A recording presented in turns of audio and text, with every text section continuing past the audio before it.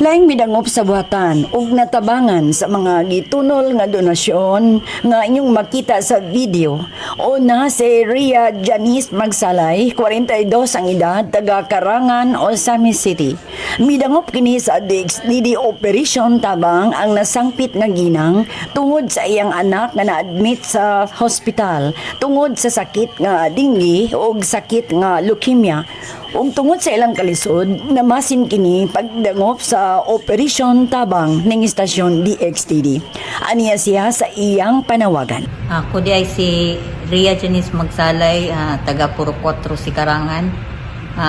Nanawagan ko kaya kong anak nga nasa ospital karon, nagkinahanglan og tambal nga tungod kay naa siya UTI, then pneumonia o dengue nga wala na hibali nga na-sign nga nagidinggi dahil siya din.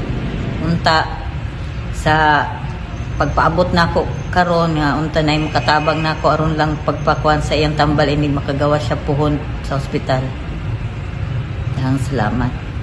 Gitabangan sa igong kantidad si Ginang Magsalay alang sa iyang dinaliang panginahanglan o angay siya nga tabangan o guman madawat ang kantidad kini siya ni pasalamat. Ako din nagpasalamat sa DXDD Operation Tabang, gitagaan ko gamay nga makatabang rapod sa ako ang panginahanglan labi na sa pagpalit sa tambal ng kinahanglanon sa kong anak. Laing natabangan og 1,000 pesos si Dexter Kipanis samtong ang panuigon nga admitted karon sa Medina General Hospital. Hapit malumos, naglisod og ginhawa, may na lang nadali og dala sa tambalanan.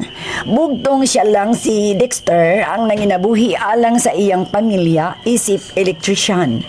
Gidawat ni Dexter ang 1,000 pesos nga makita ninyo sa video ug nagpasalamat kini.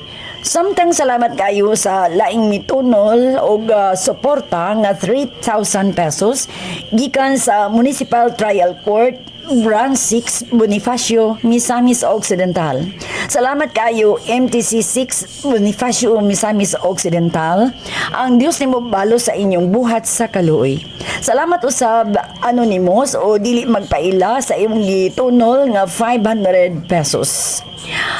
Sa tanang malayhunong nga mitunol og kandidat isip suporta sa Operation Tabang sa DXDD ingon man cash o ingon man sa mga in-kind usab, daghan kayong salamat kaninyong tanan.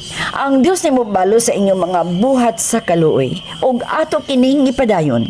Sa mga boto sa mong suporta sa Operation Tabang sa DXDD, programa alang sa mga kabus o sa mga nagpuyo sa layong dapit nga boto sa mong suporta, ang atong address, Operation Tabang, care of DXDD Radio Television, Don Rizano Street, Metropolitan, Immaculate Conception, Cathedral Drive, Ozamis City. GCash number 0907-443-7234. Alang sa DXDD Operation Tabang, ako si Ate V, Vicky Remedios Palaw.